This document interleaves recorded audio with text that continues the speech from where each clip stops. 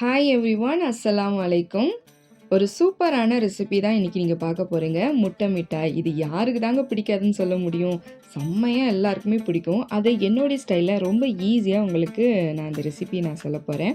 So இதே மாதிரி நீங்களுமே செஞ்சு ட்ரை பண்ணி பாருங்கள். முட்டை மிட்டாய் செய்கிறதுக்கு ஃபர்ஸ்ட் பார்த்தீங்கன்னா இந்த ஸ்வீட் இல்லாத கோவா தான் கண்டிப்பாக வேணும். இப்போ ஸ்வீட் இல்லாத கோவா உங்ககிட்ட இல்லைன்னா ஒரு 1/2 லிட்ரு பாலை இதே மாதிரி நான் செய்கிற மாதிரி நல்லா சுண்டை காய்ச்சிக்கங்க. சுண்டை காய்ச்சும் போது நல்லா திக்காக உங்களுக்கு பால்கோவா ரெடி ஆகிடும். அப்படி இல்லைன்னா ஒரு டேபிள் ஸ்பூன் அளவுக்கு பால் பவுடரை பாலில் மிக்ஸ் பண்ணி இது கூட ஊற்றி நல்லா மிக்ஸ் பண்ணிங்கன்னா சீக்கிரம் கெட்டியாக வந்துடும். உங்களுக்கு பால்கோவாவும் ரெடி ஆகிடும். கூடவே ஒரு 1/4 கப் அளவுக்கு பாலில் நான் குங்குமப்பூ போட்டு நான் ஊற வச்சுருக்கேன். அதை இது கூட சேர்த்து நல்லா மிக்ஸ் பண்ணிக்கிட்டே இருங்க. எந்த அளவுக்கு நல்லா திக்காக மிக்ஸ் பண்ணுறீங்களோ நல்லா கெட்டியாகும் போது சூப்பரான பால்கோவா உங்களுக்கு ரெடி ஆகிடும். இதில் நான் சர்க்கரை எதுவுமே நான் சேர்க்கலை. அப்படியே ப்ளைனாக பாலை சுண்டை வச்சு தான் நான் கோவா ரெடி பண்ணியிருக்கேன். அதுக்கப்புறம் ஒரு 50 கிராம் அளவுக்கு பாதாமை நல்லா ஊற வச்சு தோல் நீக்கி எடுத்து வச்சுருக்கேன். அந்த பாதாம் கூட பால் ஊற்றி நல்லா மிக்ஸியில் அரைச்சி பேஸ்ட் மாதிரி எடுத்து வச்சுக்கோங்க. எனக்கு 200 கிராம் அளவுக்கு கோவா எனக்கு கிடைக்கல. 165 கிராம் அளவுக்கு தான் எனக்கு கோவா கிடைச்சது.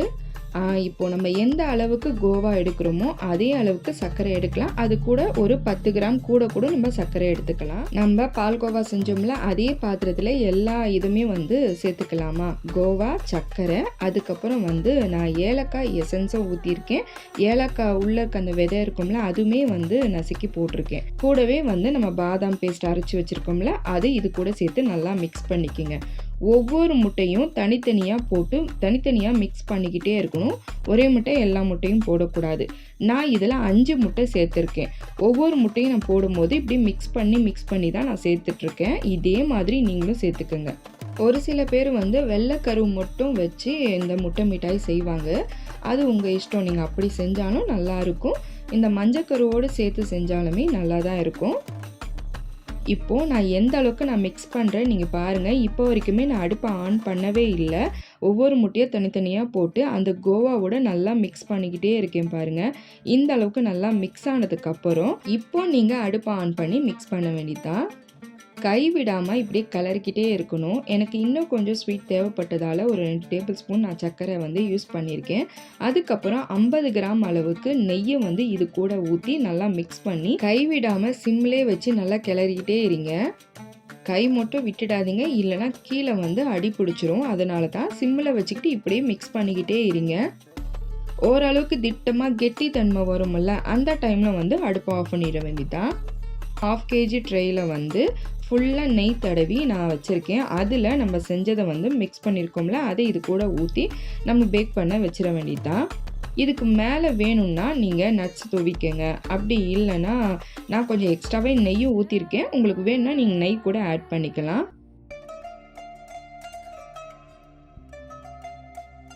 இப்போ உங்கள் ஓடிஜியை டபுள் ராட் ஆன் பண்ணி 10 மினிட்ஸ் ஃப்ரீ ஹீட் பண்ணுங்கள். 180 டிகிரி செல்சியஸ்க்கு 35லேருந்து 40 வரைக்கும் டைம் ஆகும். அதில் சூப்பராக உங்களுக்கு பேக் ஆகி வந்துடும். பாருங்கள், சூப்பரான முட்டை மிட்டாய் ரொம்ப ஈஸியாக ரெடி ஆகிடுச்சு பார்த்தீங்களா. இதுக்கு முட்டை, கோவா இது ரெண்டுமே ரொம்பவே முக்கியம். அது ரெண்டுமே உங்ககிட்ட இருந்தாலே சூப்பரான முட்டை மிட்டாய் செம்மையாக நீங்கள் ரெடி பண்ணிடலாம். வீட்டிலேயே ரொம்ப ஈஸியாக நீங்கள் ரெடி பண்ணிடலாம். உங்களால் பால்கோவா வீட்டில் செய்ய முடியலன்னா இப்போ நிறைய கடைகள்லாம் அன்ஸ்வீட்டட் பால்கோவா கிடைக்குது. அதை வாங்கி கூட நீங்கள் இது மாதிரி செஞ்சுக்கலாம். ஸோ இந்த ஈதுக்கு இது ரொம்ப ஸ்பெஷலான ரெசிபியாக இருக்கும்னு நான் நினைக்கிறேன். எப்போதும் போல் ரெசிபிஸ் வேறு ஏதாவது நீங்கள் செய்கிறத விட இந்த ஸ்வீட்டை நீங்கள் ட்ரை பண்ணி பாருங்களேன், செம்மையாக இருக்கும். இது நான் 1/2 kg அளவுக்கு செஞ்சுருக்கேன். 1/2 kgக்கு பார்த்தீங்கன்னா 5 முட்டையும் 200 கிராம் கோவாவும் 200 கிராம் சர்க்கரை 50 கிராம் நெய் அதுக்கப்புறம் பாதாமும் 50 கிராம் தேவைப்படும். இதுதான் அளவே.